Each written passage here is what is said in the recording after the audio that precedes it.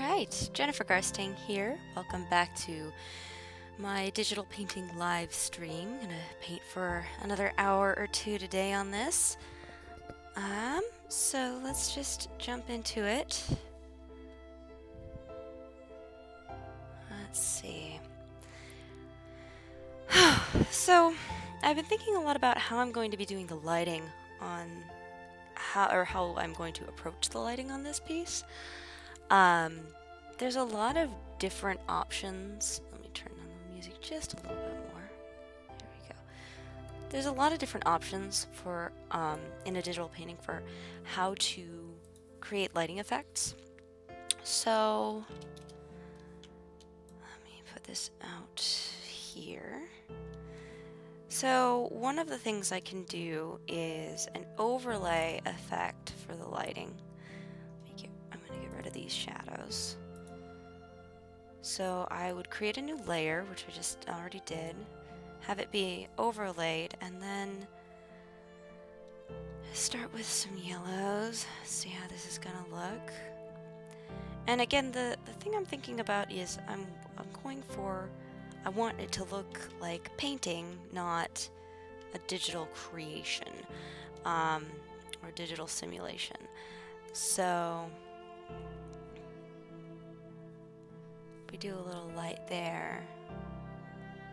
If it were just normal, that's what it would look like. If we do it as an overlay, it kind of makes the lights more intense and the darks more intense.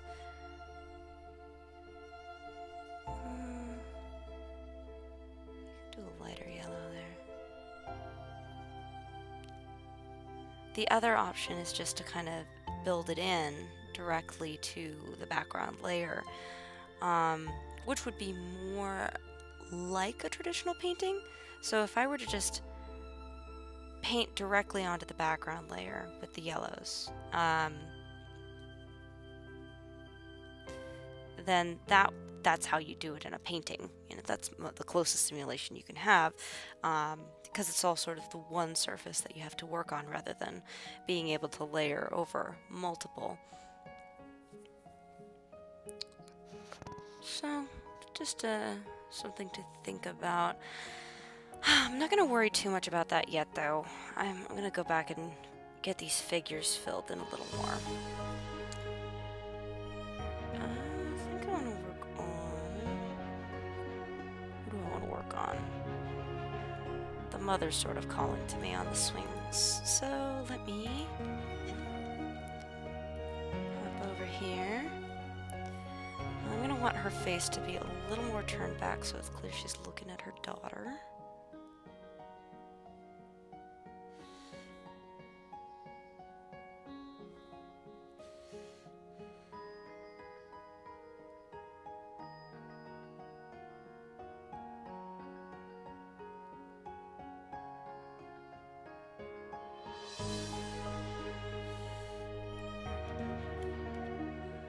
Using the smudge tool here to kind of push the lines where I want them to go. And again, it doesn't matter that it's getting a little bit fuzzy because this is just the underlying layer. I'm going to start putting down, I'm going to bring up it's good, I got the wet edges tool here, sort of the paintbrush. I'm going to start layering down some shadows. Get some basic tones in there. I'll make it a little bit lighter.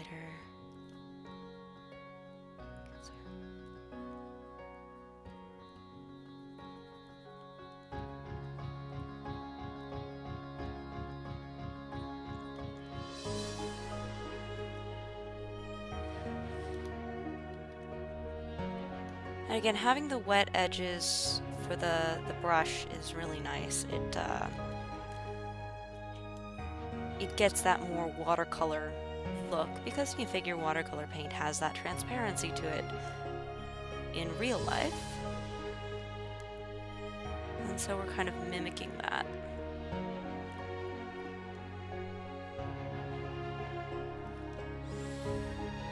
And let's see. So she's turned toward the light, so she's gonna have some highlights there. Sort of that halo effect that they're all gonna get. So add that a little bit. go back to the skin tones.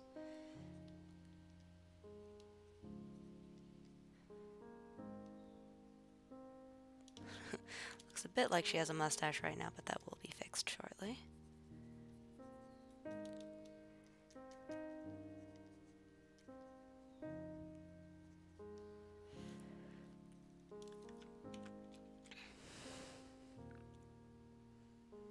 Alright, I'm actually going to turn off this background so that I can, oops, getting texts. There we go, go away. So I'm actually going to turn off the background so I can see crisply. Makes it easier to see. Look, there's a stray mark over there.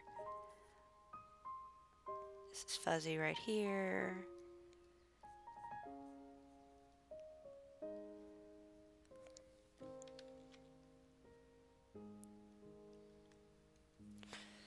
Alright, back to the skin tones. I'm going to make this a little more opaque, just sort of fill in. Bring back the background.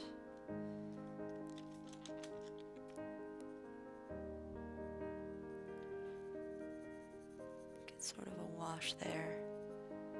Wash, it's just sort of a overall color.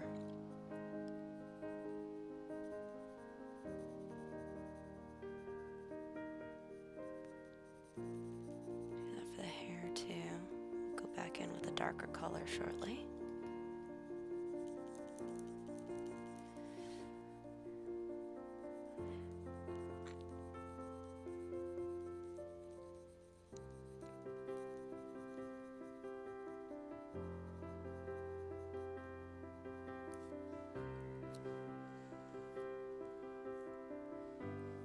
I'm going to lower the transparency here.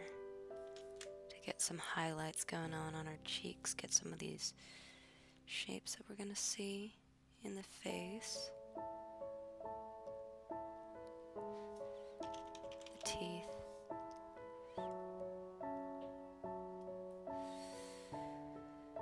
Grab that from there.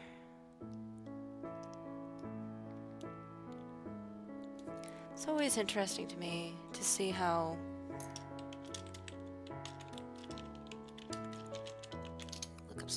photos here. The way lips actually protrude. They're always a little bit farther out than I expect them to be.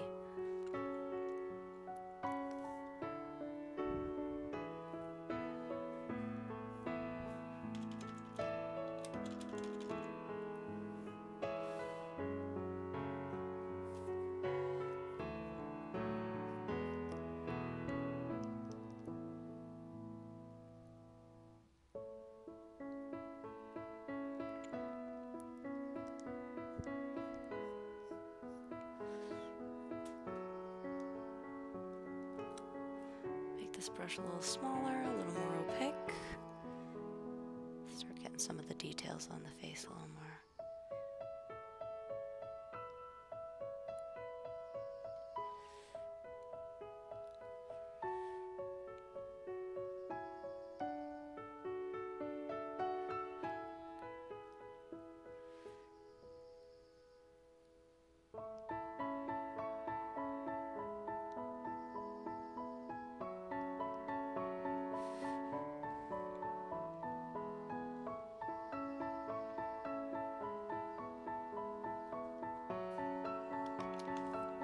Less opacity is blended in there better.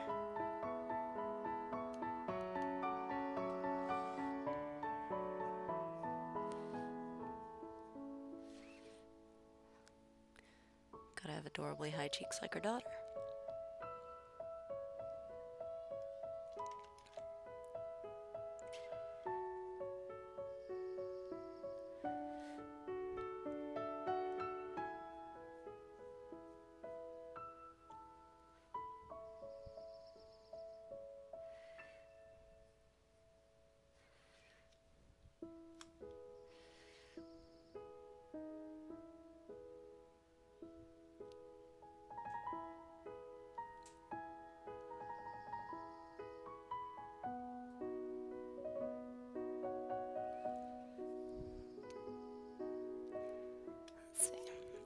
have the lips out a little too far just because she's turned slightly away from the viewer rather than a perfect profile. So you're not gonna see quite as much protrusion of the lips.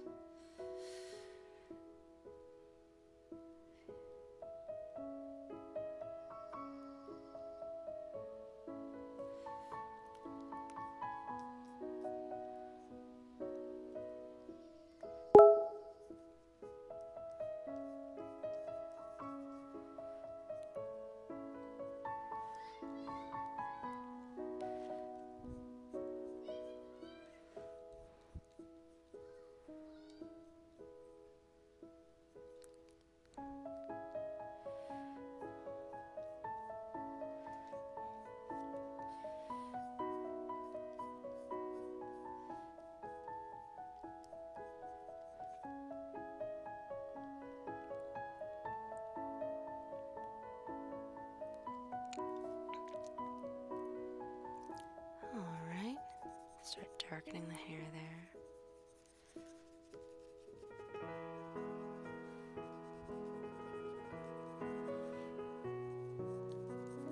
Again, get this sort of wash, this flat, transparent color to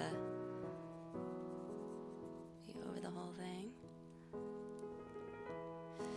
And one of the things I do when I'm creating hair is I try to, you want to kind of get the brush strokes to go in the approximate direction that the hair would be moving. Because hair, if you figure when you're looking at it, it's actually a series of strands, so they all move in a certain direction in general.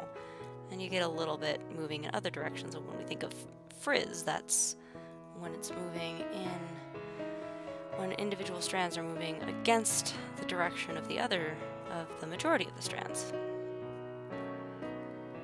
So, I think I want her to have nice pink,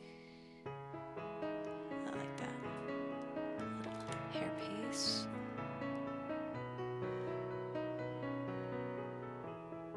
Clip there, holding it all in.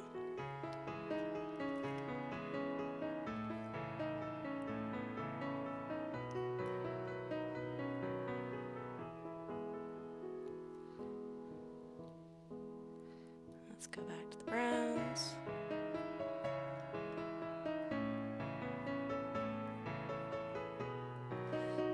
And we don't need to get I don't want to get too detailed, you know, I'm not going to be doing every strand of hair because that would get, again, overly realistic, like to the point that it, you know, I don't want this to look like a photograph. I want it to look like a painting. It's funny that you have to think about that in digital art, but it's really something that you have to consider and approach with intention of what kind of medium are you trying to approximate, if you're trying to approximate a medium other than digital art. Because there's just so much you can do with it.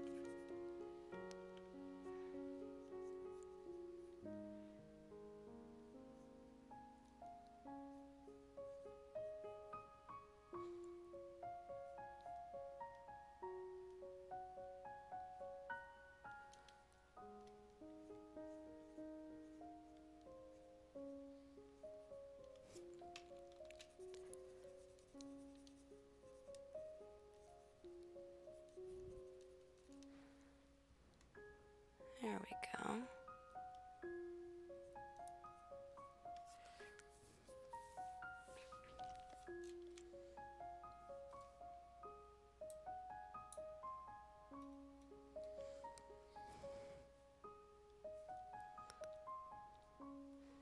Let's have her in a nice tan dress.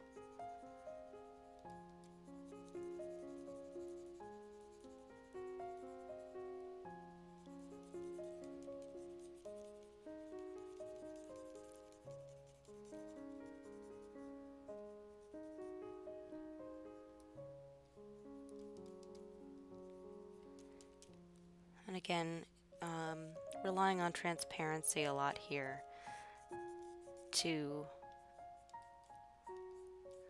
fill in, basically what I'm doing is I'm layering on color rather than just sort of trying to come up with the exact color that I'm looking for. I have sort of I think it should be, here's the underlying color that it should be, and then I'm layering on more and more, and that makes it artificially appear darker, when really there's just putting down more paint, essentially.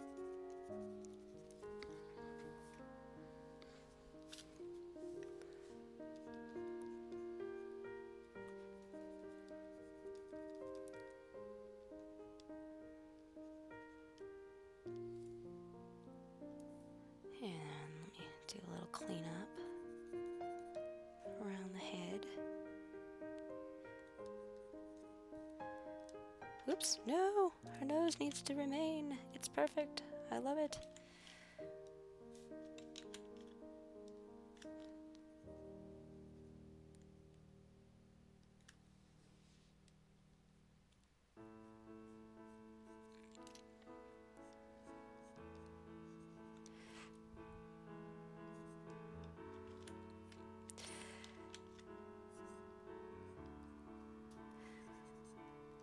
One of the things that I'm thinking about with all the figures in this piece, and in a lot of these kinds of pieces, these are kind of, every person in this I want to be kind of representative of a lot of people. So they're kind of, I want them to be individual, but I also want them to be characters that you kind of look at and see some element of yourself. Connect with them. So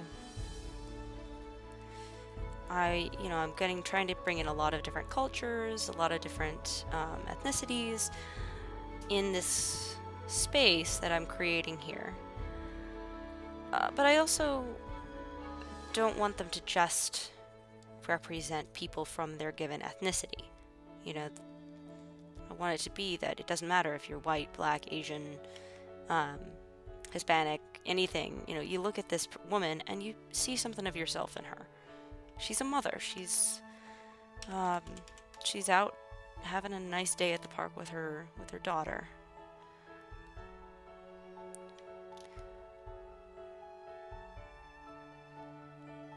And you know, the same goes for the babushka and her husband. It doesn't really matter where you come from. You see the affection in the relationship. It's trying to bring something to the table for everyone without it. You know, the risk of that is always that, you know, you also don't want to, or I don't want to wind up having perfectly average people, because that would be very boring to look at.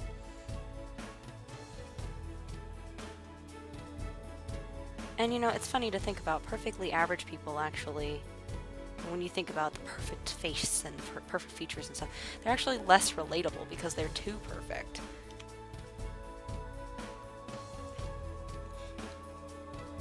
So people having features that are unique, that are different, is actually, you know, that kind of thing actually can make them more relatable, even if it's not exactly the same uniqueness or, you know, defect, if you will, quote unquote. And here the term is just saying, you know, ways that they are different from average. What's considered the perfect form, most pleasing form, whatever that means. Of course, that's different things to different people, but we have some scientific notion that there are certain things that tend to be considered attractive, tend to be considered perfect, like the golden ratio, things of that nature.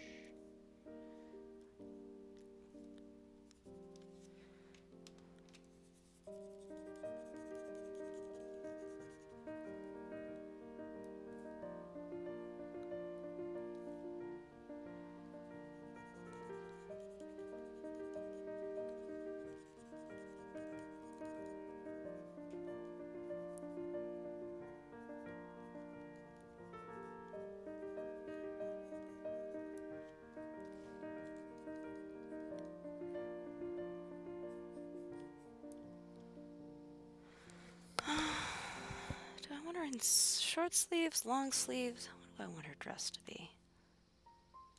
Start with the hand. Again, relaxed hands are a pain, but I usually wind up being happy with how they turn out. It just takes a long time to get them right.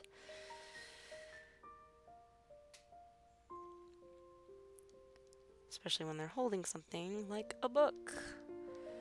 There we go. I think I'm gonna make the book like a nice deep red.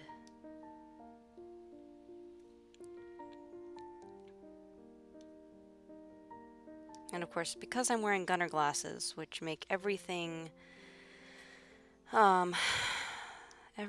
more yellow colored. It puts a yellow tone over everything. To me, this is looking slightly different than what it's actually looking like. But, let me do behind so I'm not accidentally painting over.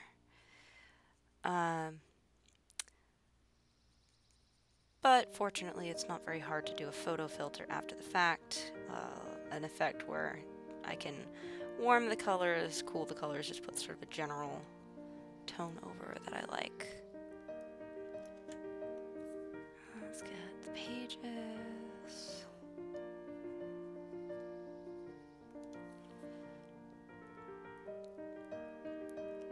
Make that a little smaller.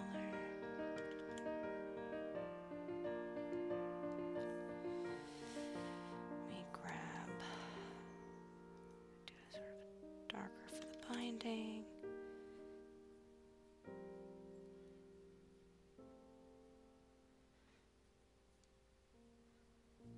There we go.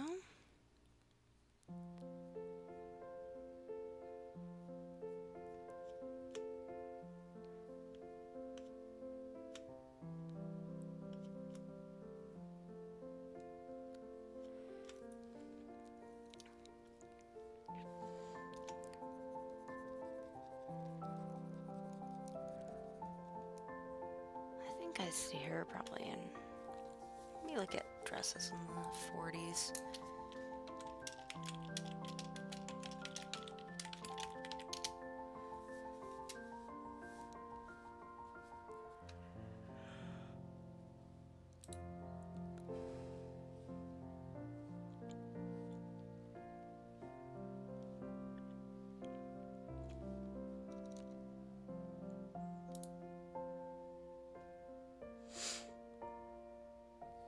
Alright, you know what? I'm gonna do a three-quarter or half sleeve.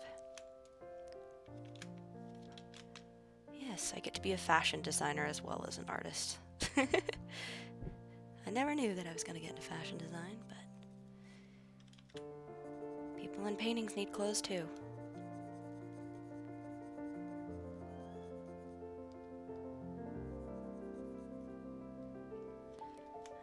Sort of make a nice casual. It's a rolled up sleeve.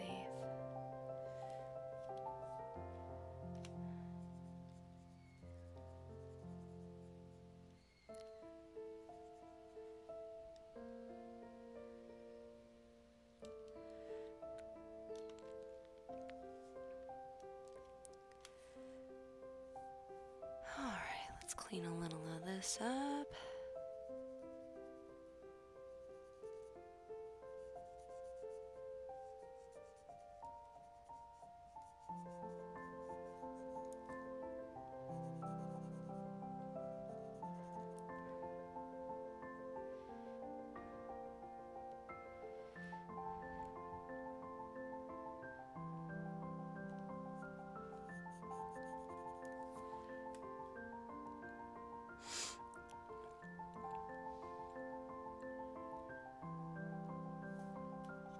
Some lighter tones on her dress. Some highlights going on here.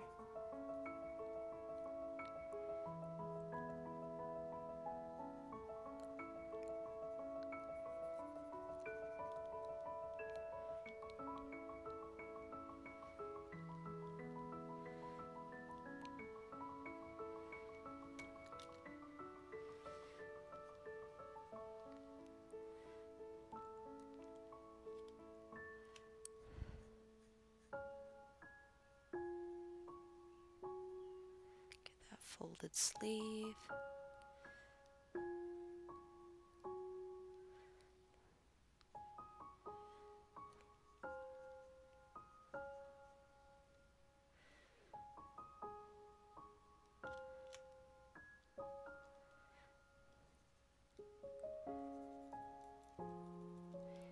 So that this side of the book's gonna get a little less light because it's being blocked more by her body. It's gonna be a little bit darker. Get more shading around here.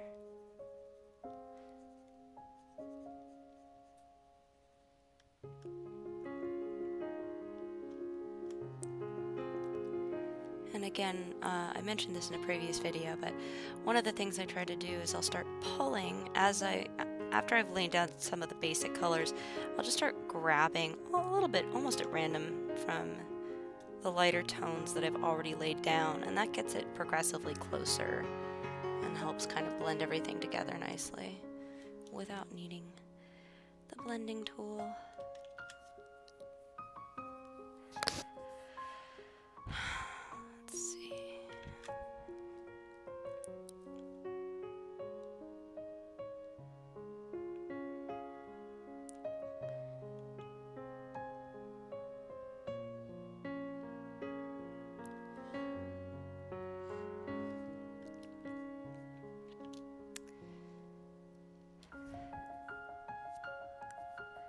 I think I might give her a scarf. I'm not sure if I want her to have a button down, I want her to have a scarf. I don't know what I want her to be wearing yet. We'll see. We'll keep the basic colors for now and do the detailing a little later. So I'm kind of going, in my last video I talked about like 1950s clothing. I'm actually going even farther back to like 1940s.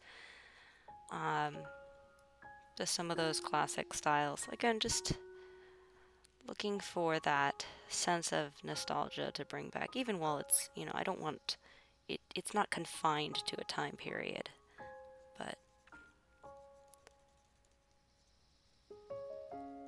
And these, of course, are all outfits that could be worn today, in part because I feel like a lot of those styles are making a resurgence. Just, they've been gone long enough that they can come back and be classic.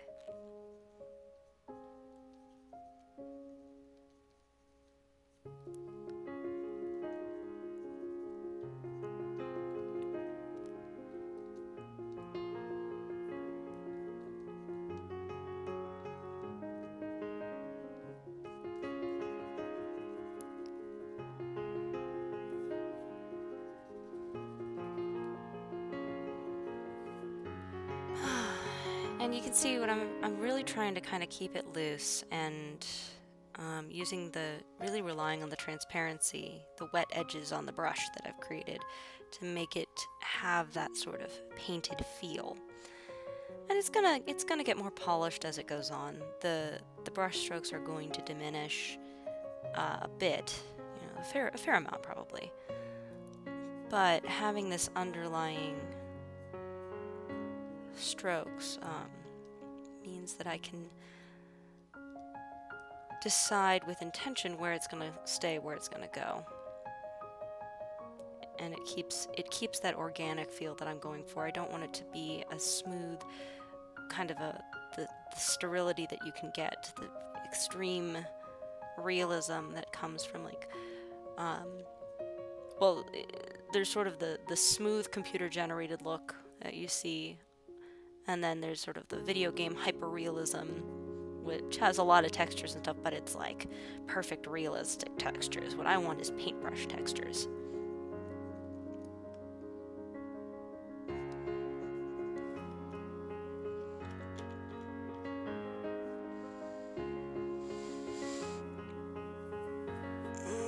Looking at her now, I think her legs are too small. So I'm just gonna make those a little bigger. Go behind. Nope, not yet. Behind. Higher opacity.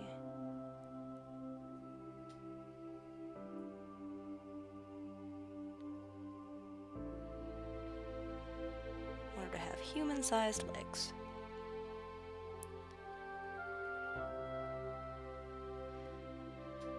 I don't want to go behind the book yet. I don't want to darken that too much.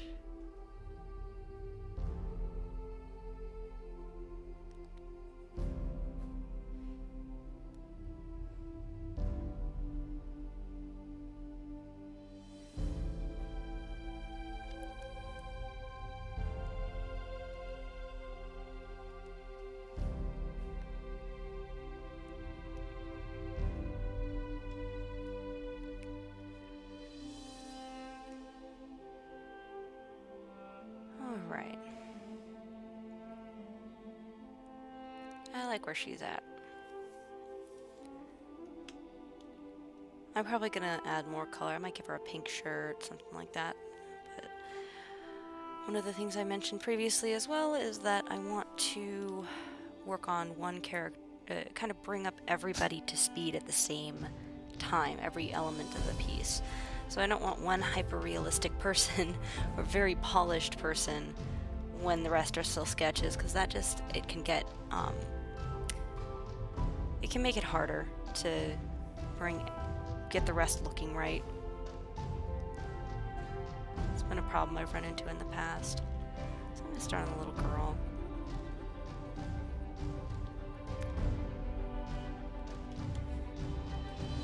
And, you know, as I've mentioned, there's a lot of reasons to try and keep it all roughly the same and keep it loose up for as long as possible. Because you never know, you know, once you start filling in, things start looking different. Things start, it changes. You can see, okay, the perspective is wrong on this one, the perspective is right on this one. Or where it's working, where it's not. Oh, I want to change this pose. And if you've put a ton of work into it to get it just perfect in that perspective and then have to move stuff around, it just creates a whole lot of unnecessary work. And I'm all for unnecessary work in terms of adding details and things like that, but I think I want her in like a light blue dress. That's too bright. Let's go. But I want it to, you know, I don't want it to be redundant work.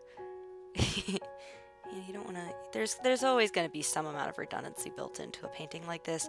You're always going to be going back and redoing things and fixing things, but you don't want to minimize that, because otherwise it's just unnecessary. It's just silly to have to do that much. Let's get the swing in there.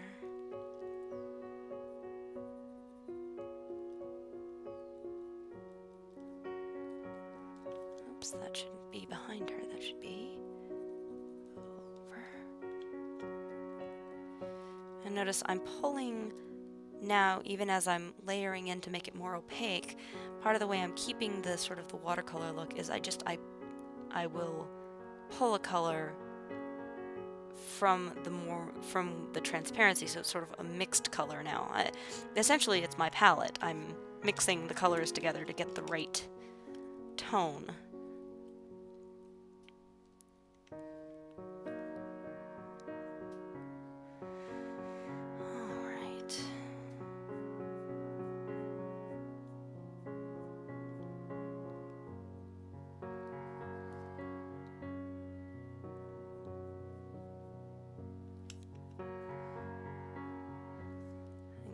White.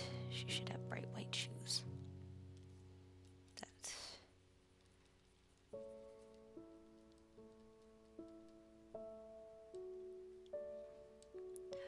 Oh, and like those frilly socks that I used to wear when I was a kid. The little lace on them.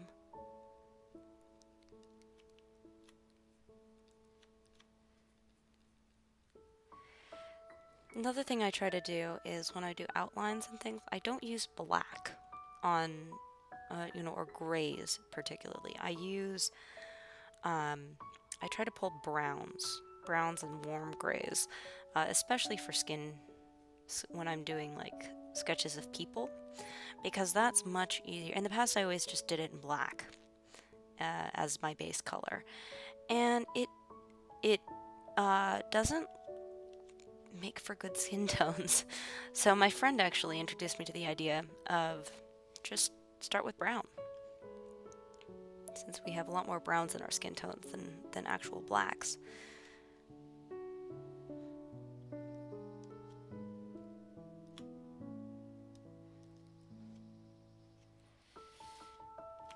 Take from the mother's colors, get some hair on this adorable child.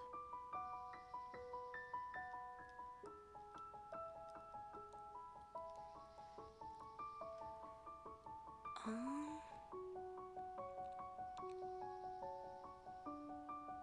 think I want her hair to be, I think she's coming back. So it should be in front of her face.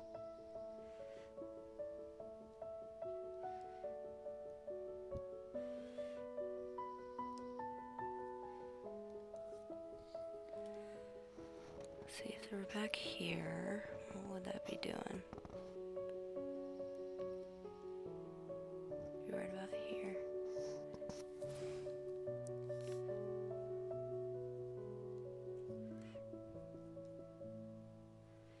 Still be poofy.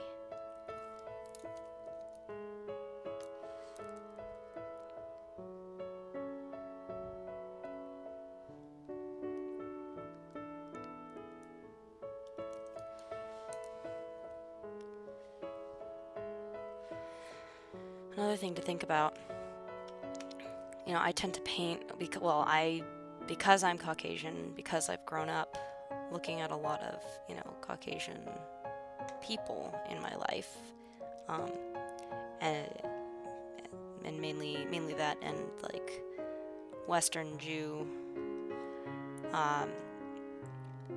that's the kind of hair that I'm used to seeing.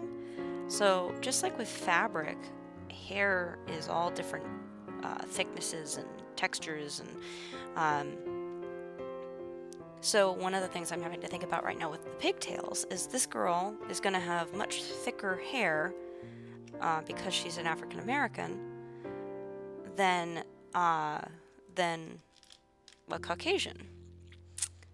So it's not going to react the same way to being pushed by the wind. So it's not going to be pushed, it's not going to be floating over here in front of her face, it's going to probably be kind of pushed out and around a little more.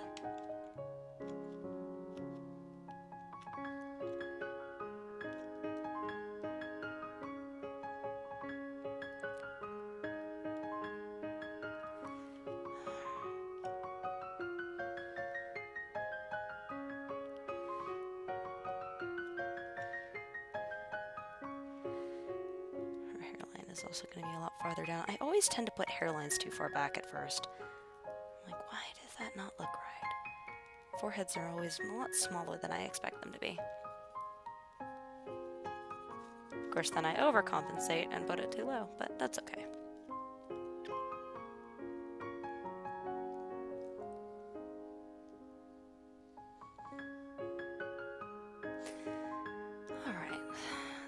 Darker browns, and we're gonna make it smaller, turn down the opacity, and get some details on this face.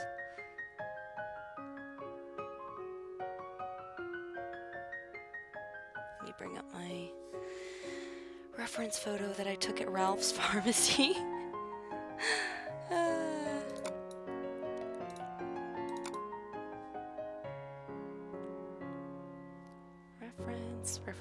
Reference. Where I know the alphabet. I know how to find things that are in alphabetical order. Yes, I do. Just as a refresher, here's my one of my reference photos that I'm using. Snagged this off of a photo at Ralph's Pharmacy when I was waiting in line. Probably a year ago. This painting has been in the works for a while. And, you know, I don't copy, anyone who's seen, you know, my art knows that I don't copy pictures. but when I'm using a reference photo, just to be clear, what I do is I look at it as kind of, well, it's a reference to see. Okay, how do the features fit together? What's the angle on the mouth that gets that smile looking the way it is? What is it about this that is appealing to me? And I take those parts, you know, so it's mainly looking at shadows, lighting, basic shapes, but you'll see this is not going to be the same girl as the picture. And it's funny because that's actually been harder to do as I've gotten better at painting people. So what's happened, she looks kind of scary right now, but it used to be really easy because it's just like, I'm never going to get it even close to the person in the picture in the reference photo. But as I've gotten better and more practiced at painting people and really observing the shapes and things, suddenly I find that, oh wow, this looks actually a little too much like the reference photo, and I don't want to be infringing on other people's artwork. It's a question of, you know, you don't want to be taking, you don't want to be, it's a line that you're walking, you know, you don't want to be taking from other people's creative works. You know, whoever took this photograph, they have the right to expect that I'm not just going to wholesale copy their painting or their piece in a painting. So I find myself actually having to kind of consciously make changes in my paintings when I'm not doing, say, like a portrait. A portrait, that's great, it's fine to be.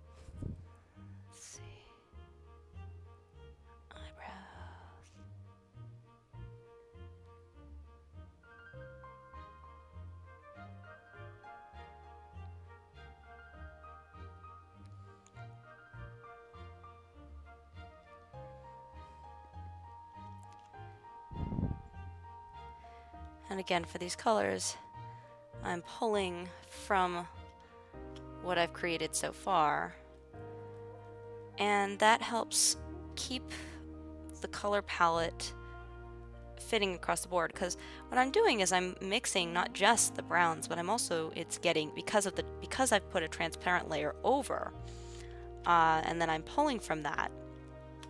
Now I'm incorporating the background color, so I'm essentially mixing these colors, like on a palette, but without a palette. And that just helps everything fit together better. You know, if you have a bright, you know, there's warmer palettes, there's cooler palettes, there's more yellows, there's blues, there's things, and a lot of that will change depending on the quality of the light that we're looking at. So I'm looking for a golden hour kind of late afternoon feel to the lighting, and that means the colors, even the blues and even the greens and cooler colors, need to be actually a fair bit warmer, and the skin tones are being lit by the ambient light, which is going to be reflected off of these. It's a golden light that's reflected off of warm, or off of the greens and the blues and, you know, the area around. So you don't want to have, like, if the people were all in a cool color palette, where they all are actual blues rather than this sort of blended blue, it wouldn't look right. It would look weird. They wouldn't fit. So having the transparency and bringing in the background and bringing in these other colors that I've already laid down into the skin tones that I'm creating helps keep them coordinated with the rest of the piece. I actually, in another one of my paintings, the wizard and his dragon that I'm working on, that one I actually had to do a warming filter a photo filter over the top, so I, you know, basically made the whole layer warmer on just one layer because he's got a blue robe, but that's another one where it's got a warm color palette, so he was too blue to the point that he didn't actually fit. He looked weird. Alright, this little girl doesn't look happy enough. She's getting there. She's getting close. Her eyes are not squinted enough, though, to be fully happy. We need to enhance her cheekbones a bit. Get that smile all the way up to the eyes.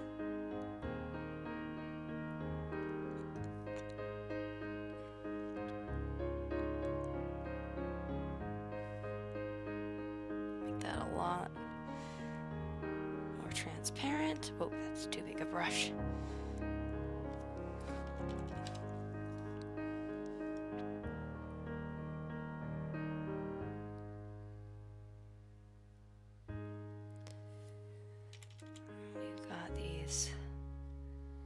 Very cute, slightly puffy eyelids.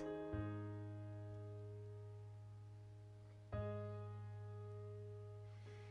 come when I don't want them to be looking at the... Whenever I'm trying to make people look directly at the viewer, they always end up looking a little bit off to the side, but whenever I'm trying to make them look like down or away, they don't ever look where I want them to look. Thank you, computer. I appreciate you telling me that that's not allowed.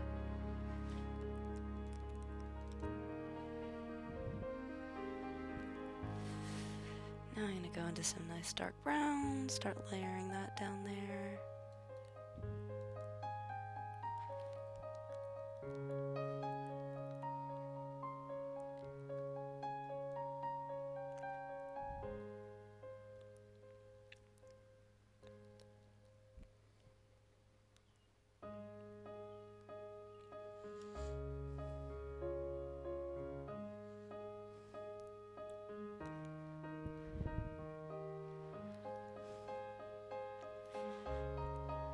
To that yellow.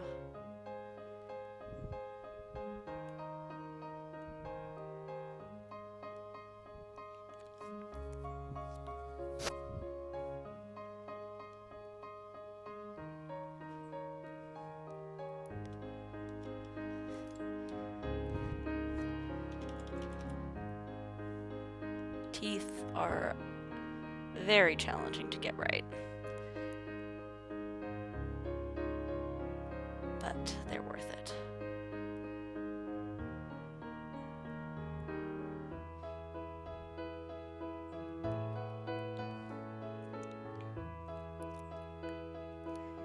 Pull too much. So one of the things that I'm doing it's very important to getting teeth right and not making them look creepy. Is there, you know, we have a rounded jaw. So first of all, you don't want too much white, because pure white teeth, despite what the dentist ads tell you, are really creepy looking when you actually look at them. Nobody wants to see that. That's not the color they're supposed to be. They're an off-white. They're bone. So, ooh, I love this song. River Flows Through You, I think, Yuruma. It's such a good piece. Anyway, the other thing that's very important to note when creating teeth is that they're not lit equally, because your back teeth are further back in your head, and they're therefore shadowed more by the mouth. So you've got the brighter tones on the front teeth, and then you need to make sure you have the darker tones on the back teeth. That was the big thing I figured out when that was sort of my big breakthrough, if you will. Sorry for using the term break and teeth in the same thought. But you know, I had someone tell me a while back, and he was at a dentist's office. It might have been at a dentist's office, that when his mom told him that if you have a dream about your teeth falling out, that means that you should, like, sign up to get the lottery because it means there's a lot of money coming your way. Your luck is strong. I think she was just trying to make her kid feel better about having that bad dream, but I don't know, maybe it is a common thing.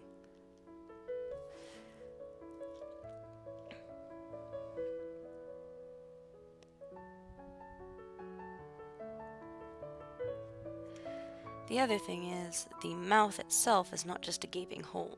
There's a tongue in there, so it's not gonna be, you don't want it to be too red, but it's not just super dark, and it's not perfectly lit evenly all through.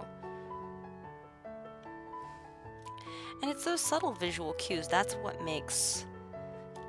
differentiates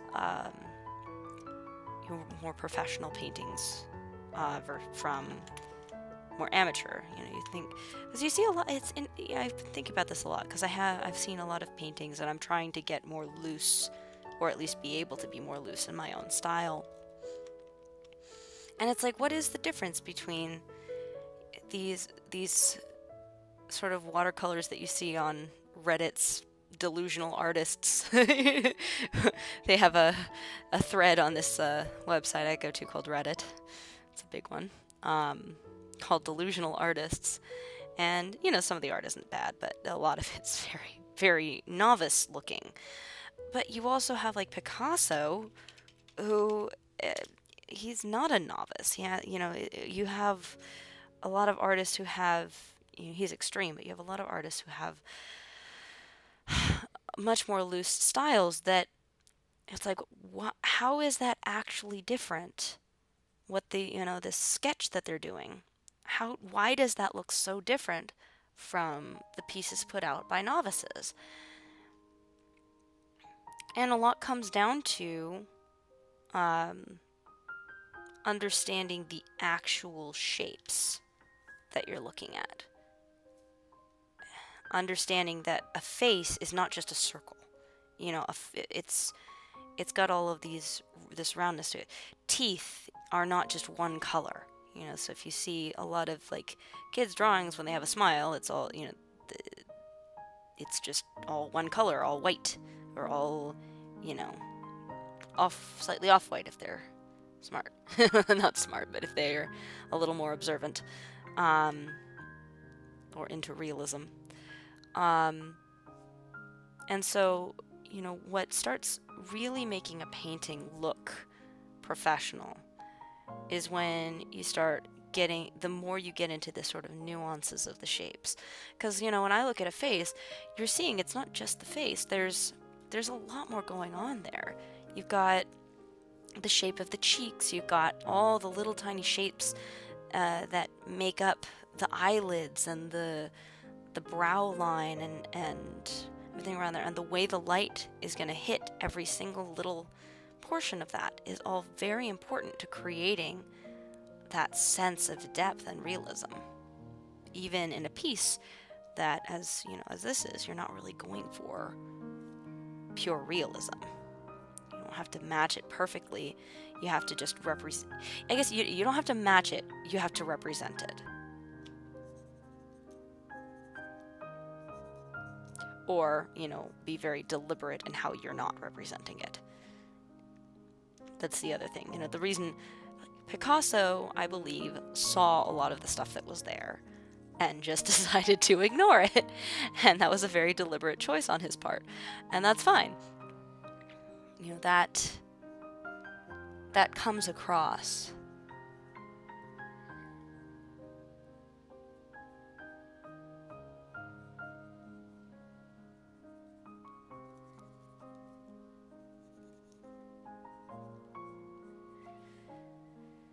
Let's see.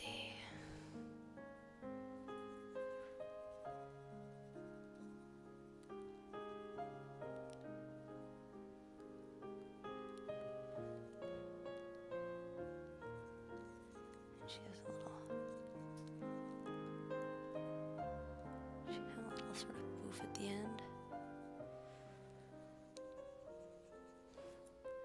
I'm going to use the smudge tool to kind of get this a little more organic.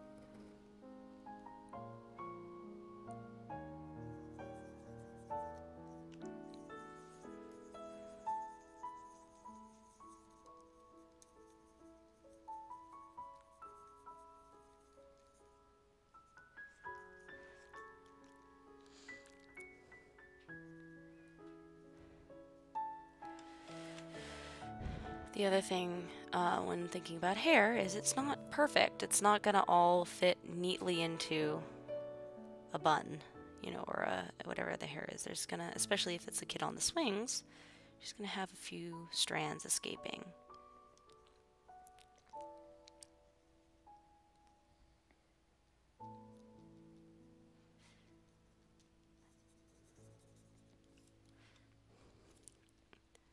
And again, thinking in those terms, that's what gives the painting realism, even if it's not a realistic.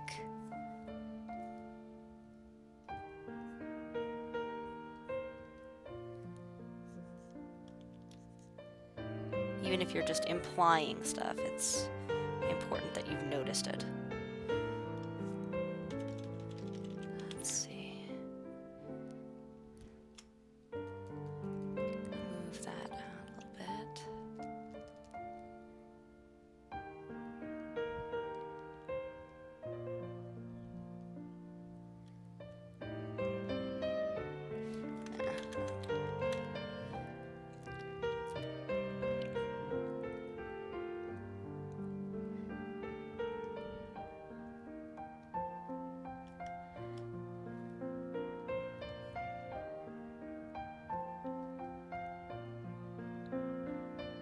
I just love highlights. They really go a long way toward bringing in that. I don't know, they just add something. I like magic, and highlights feel magical. They really make such a difference in creating that dreamy quality that I'm going for.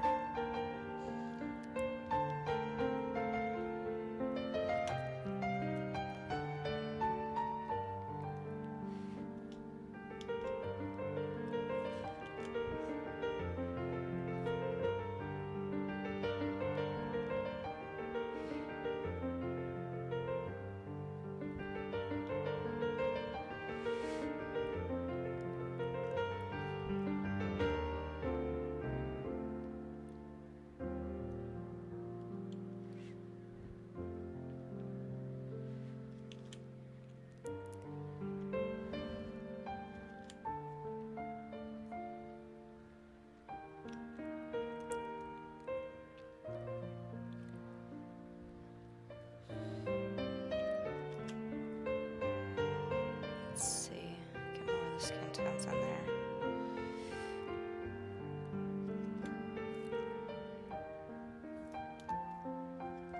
Yeah, I like that, a little warmer.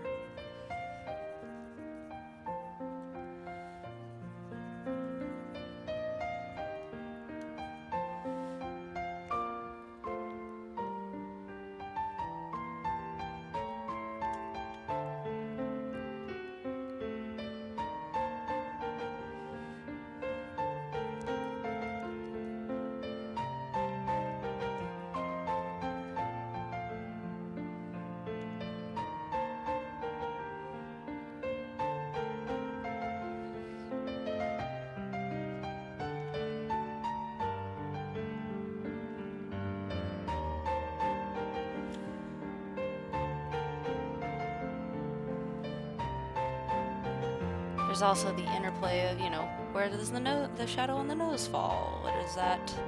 Or the shadow of the nose, what does that... How does that interact with the rest of the face, you know? So, everything casts a shadow. So you have to get all those shadows in there, otherwise... Or at least, you know, most of them. It doesn't have to be perfect, but... You want to at least get a good approximation, otherwise it's going to look kind of weird and unfinished.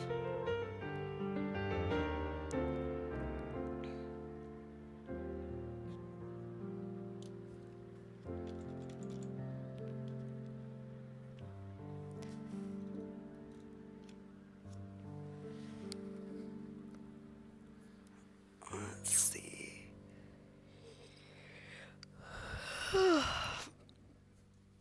She's still not quite where I want her to be yet.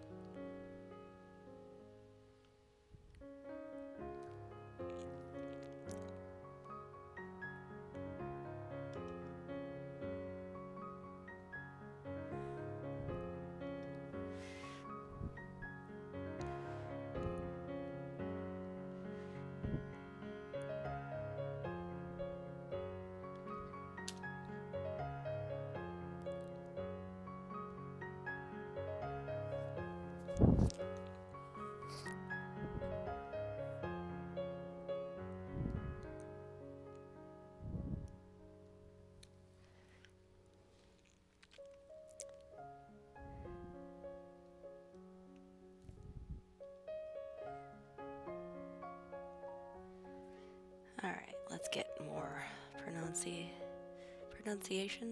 pronouncement on the cheeks. Gotta have those big, happy cheeks.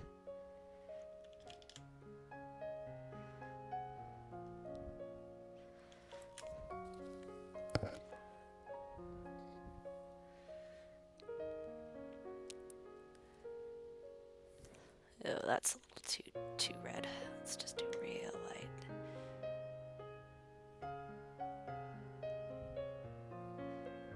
Let's get more orangey in there.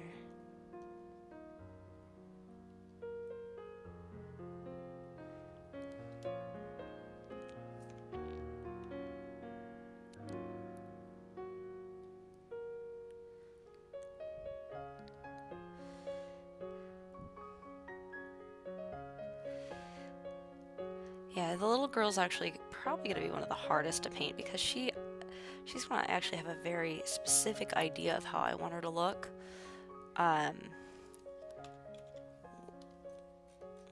So it might take a little time to kind of get what's in my head to match what's going on the page.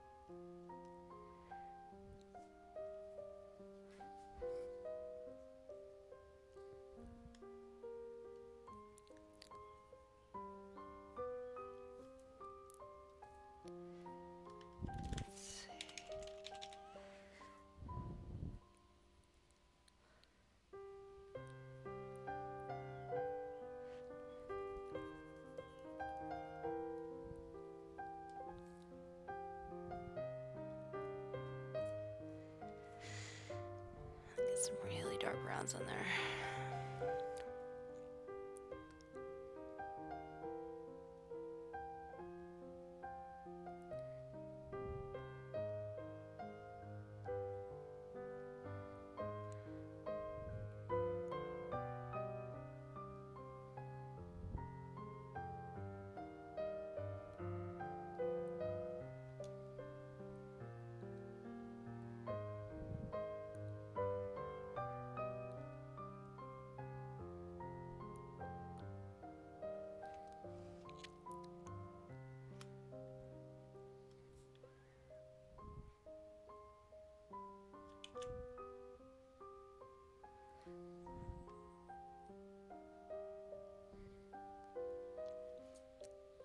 Alright, now I'm going to use the mixer brush tool a little to smooth out her skin. Because, you know, she's young, so she's going to have very smooth skin.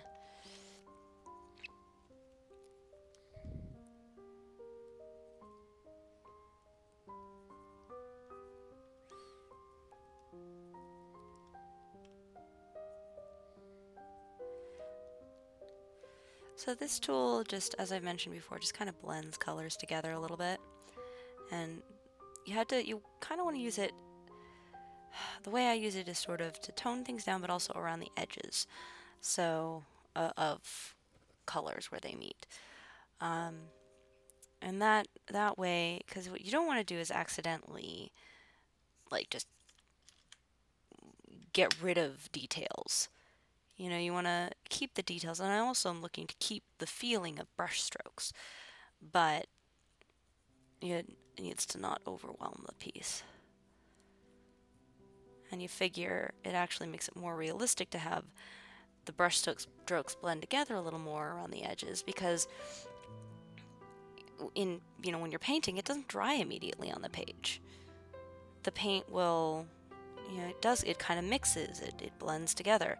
A little less so with watercolor, because watercolor is such a thin, it's the consistency of the paint is very thin, so it just kind of goes into the page right away. But the page stays damp for a little while, so when you're painting, the colors will kind of blend together a little bit more, rather than being this perfect looking brush stroke like what you get in digital painting. So to kind of mimic that, you want to do a little bit of it, not too much, but a little bit of blending.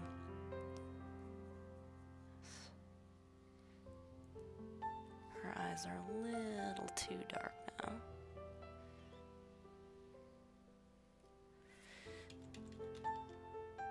That's looking better. Gotta have her be happy. She's on the swings. She's flying. Alright. Okay. Oh, I see. That's her other hand that's supposed to go there.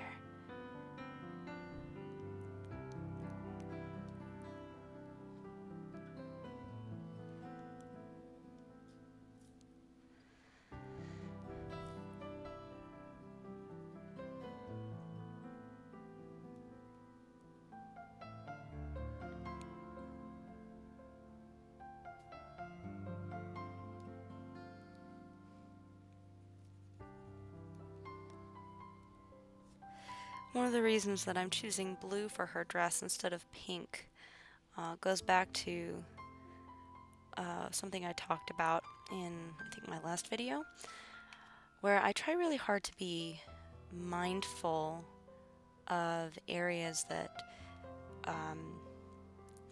and you hear conversations about, like, models' bodies, perpetuating negative stereotypes, or perpetuating unreasonable body types, or things like that. So, when I'm portraying people, there's absolutely nothing wrong with putting a little girl in a pink dress. That's adorable. And if someone wants to do that in their art, that is, perfectly fine, and I'm sure I will. It's quite likely I'll do that in the future, because, little girls in pink, I think, are very cute. But I also try to be mindful of the imagery that is saturating our culture. And, that goes for, like, models and overly skinny body types, as well as for gendered colors. And now, I'm not a huge activist by any means, but I do try to be mindful of things that are maybe overrepresented in our visual culture, and try to kind of not, just be mindful of that. And so that way I'm not inadvertently, it does two things. First of all, it's, my little way of being socially conscious in my paintings, and hopefully giving a more diverse picture of what it means to, what boy colors and girl colors are, what a normal human being should look like. And it also makes my pieces more interesting, because when you're thinking about that stuff, again, it goes, what I talked about earlier, you don't want people to be too perfect, or you don't want to be just presenting people with something they've seen before. And it can be something as simple as just kind of, changing up the colors that you're presenting, putting that little girl in a blue dress rather than a pink dress. I mean, that's just my opinion.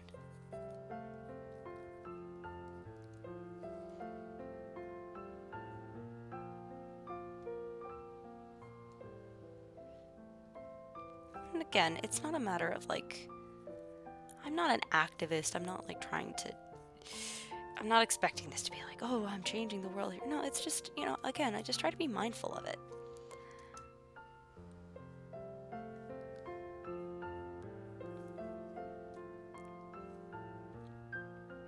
It's another reason I've been trying to kind of show, you know, as the basis of my paintings, not just make everybody Caucasian, because, you know, I could. This piece could easily just show everybody being white, and that would be, you know, it wouldn't undermine what I'm going for with the piece, but, well, it would in a sense, because, you know, I want this to be sort of a universal representation of human beings, and, you know, people are very diverse in the way they look and the way they experience the world. So wanting to represent that this is sort of a universal thing, it would be, that message would be undermined a bit. And of course, like right now, that what I'm saying about, oh, universal message, what are you talking about? The piece, like I said, it's a peaceful park scene with a twist.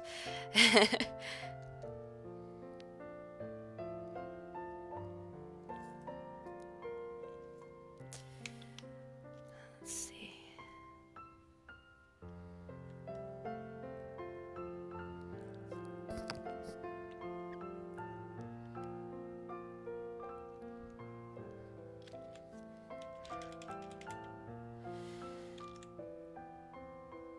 It also is fun to paint different skin tones, because there's a lot of different colors that go into, like, the way the red, like, you think, oh, it's reds and browns and beiges and all that, but there's a lot more of oranges in African skin tones than there are in Caucasian. Caucasian tends to be more pinks, and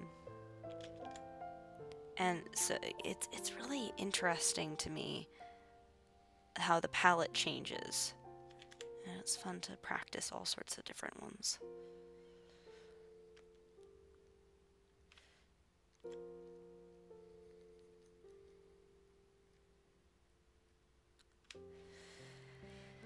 Alright, let's see.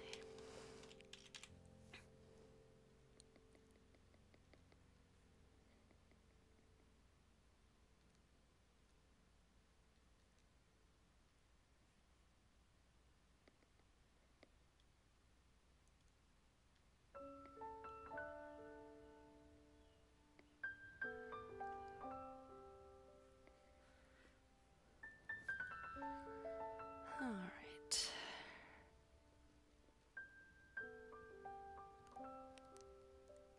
I think I want her to be turned a little more that way and looking back. There we go.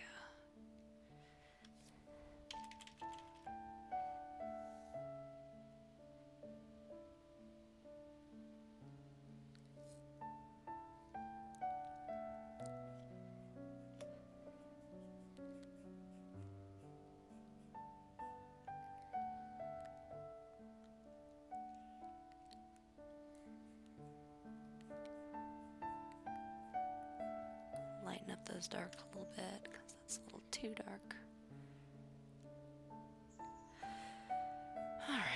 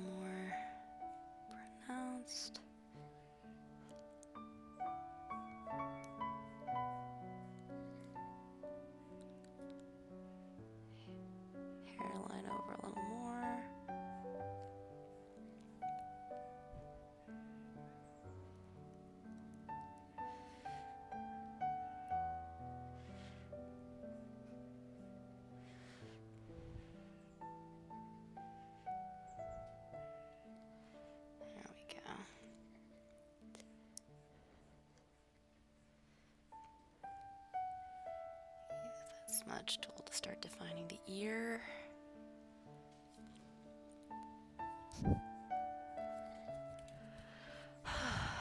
Let's get some detail in that ear.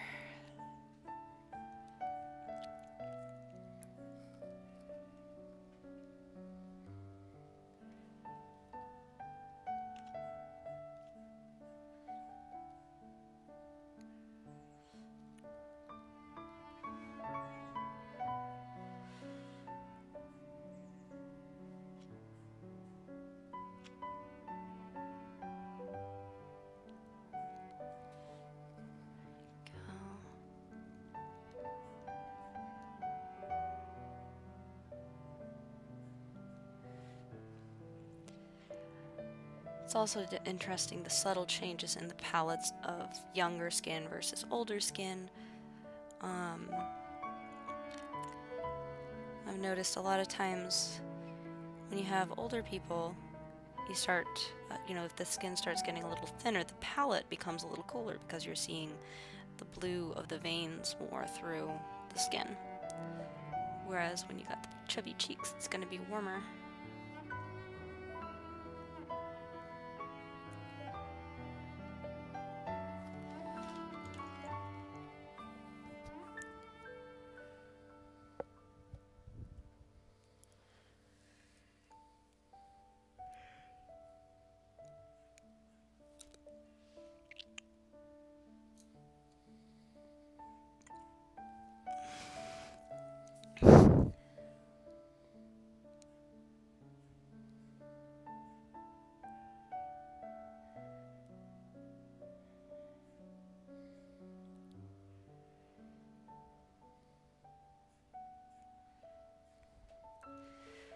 Alright.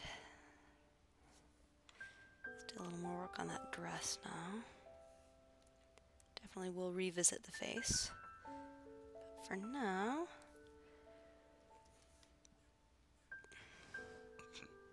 get her a body that actually makes sense.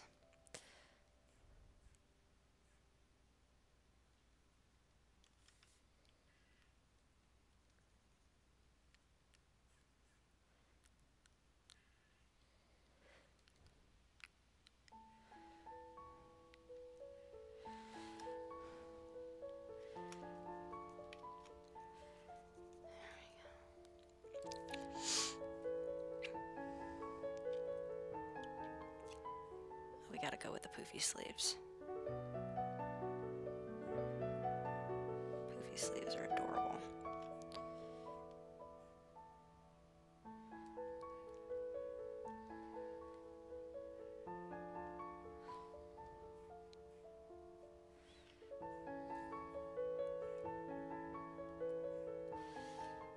Oops. Pull, we're gonna do not 100%. Frill there. Little frill around the socks. Because who doesn't want frill? Well, I mean, she says going on about diversity and all that, and going against gender norms, and then adding all sorts of frills to the dress. Whatever. Girls can be pretty if they want.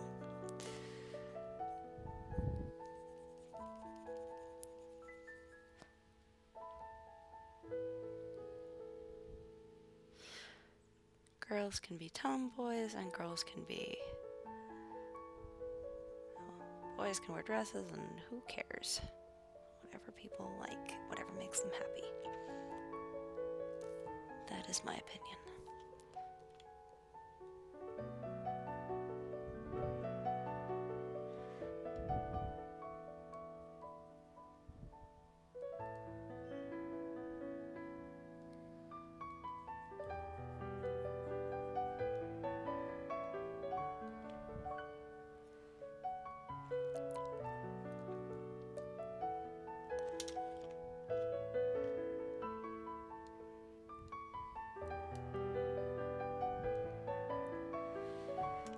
Some of these shadows here.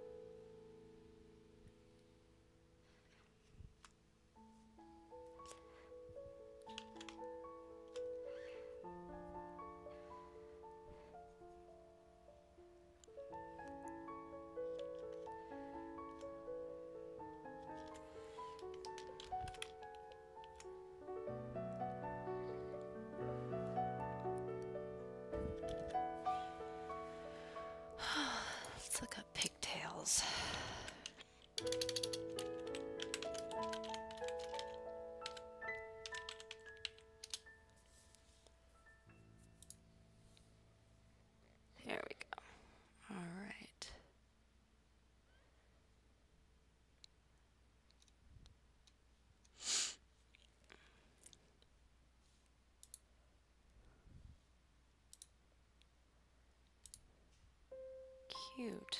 Okay.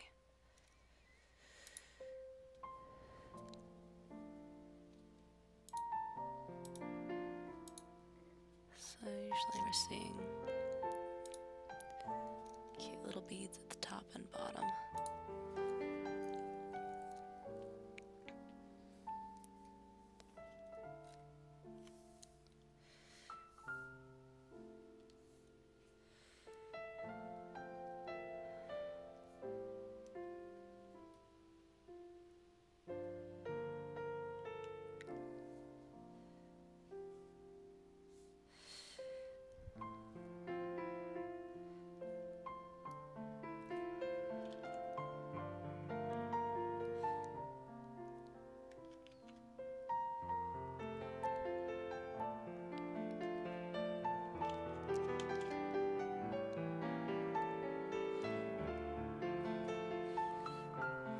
Alright, that shows me I made the ponytail a bit too thick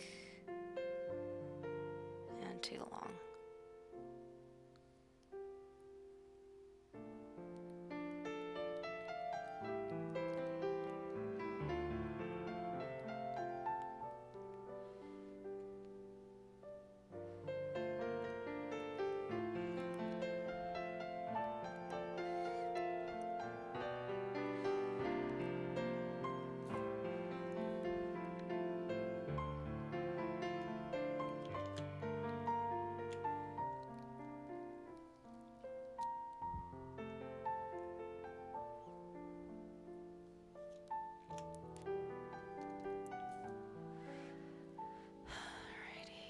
Let's get some more.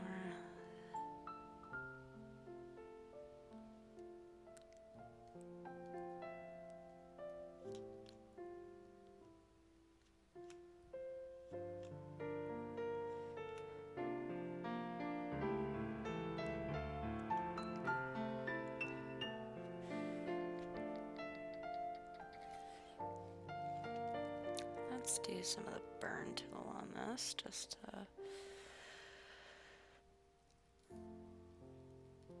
differentiate between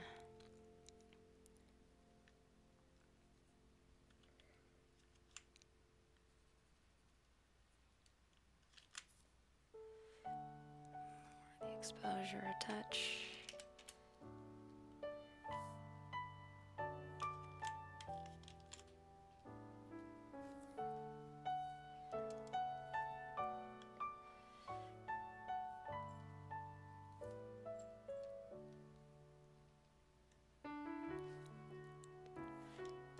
Now we're going to use the dodge tool to bring out the highlights a little more. For now.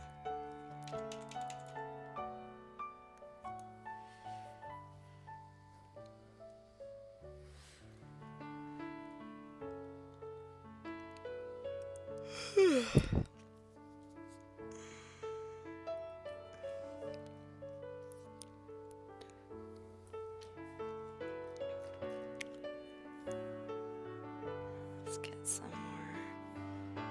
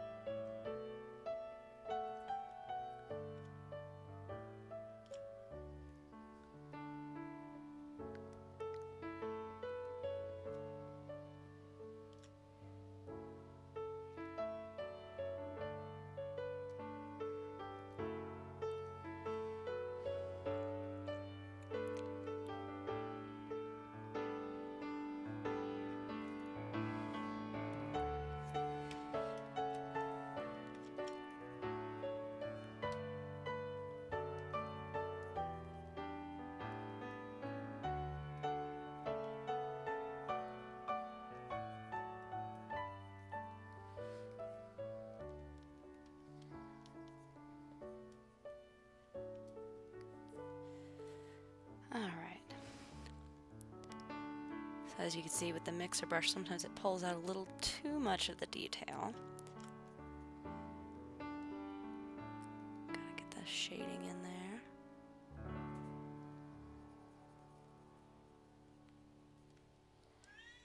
Hi, Izzy. What's up, bear? Bless you.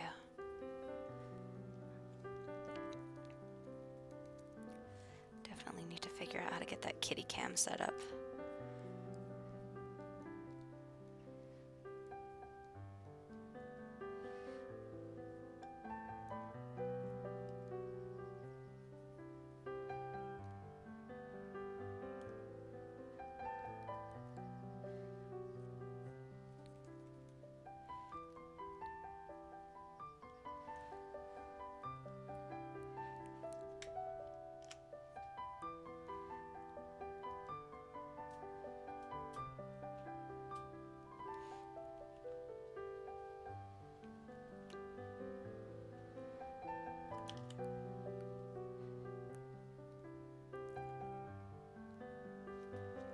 Hi, kitty.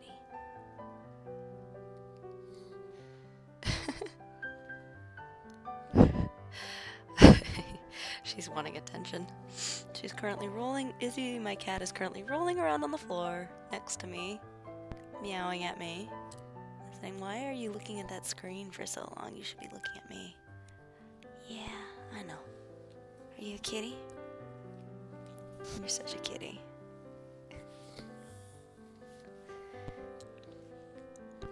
Gotta give her some scritches.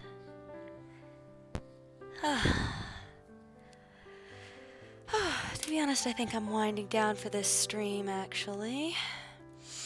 Gotten some good progress made.